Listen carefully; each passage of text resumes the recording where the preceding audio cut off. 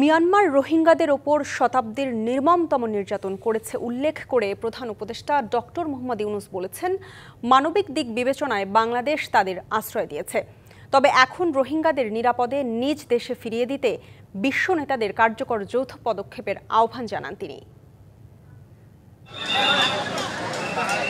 মিয়ানমারে ব্যাপক জাতিগত নিপীড়নে ২০১৭ সালের ২৫শে আগস্ট থেকে বাংলাদেশে শুরু হয় রোহিঙ্গা জনগোষ্ঠীর ঢল।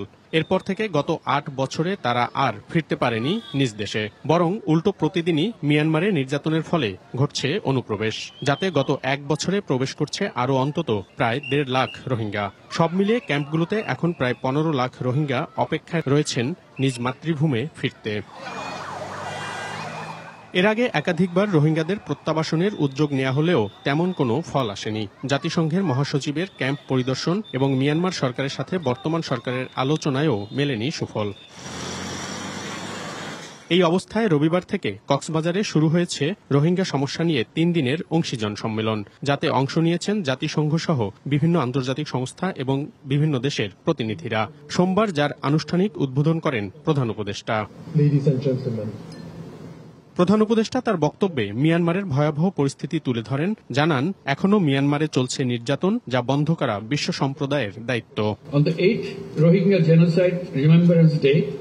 মিয়ানমার রোহিঙ্গাদের ওপর শতাব্দীর নির্মমতম নির্যাতন করেছে।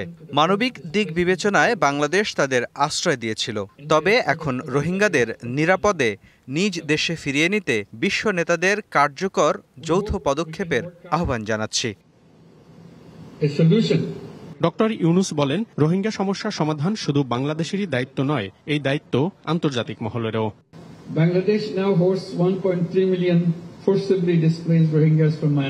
রোহিঙ্গাদের বিরুদ্ধে সব ধরনের সহিংসতা অবিলম্বে বন্ধ করতে হবে। আমরা মিয়ানমার কর্তৃপক্ষ ও আরাকান আর্মির প্রতি আহ্বান জানাই, রোহিঙ্গাদের নিরাপত্তা, সুরক্ষা ও জীবিকা নিশ্চিত করার। ওয়ালটন এখন দেশের সীমানা পেরিয়ে পৌঁছে গিয়েছে ৫০টিরও বেশি দেশে। ওয়ালটন, ঘরে ঘরে, বিশ্বজুড়ে। পরে এই সমস্যার টেকসই সমাধানে ৭ দফা সুপারিশ তুলে ধরেন প্রধান উপদেষ্টা। প্রত্যাবাসন না হওয়া পর্যন্ত খাদ্যসহ অন্যান্য সহযোগিতা বাড়াতেও বিশ্ব সম্প্রদায়কে এগিয়ে আসার আহ্বান জানান অধ্যাপক ডক্টর ইউনূস।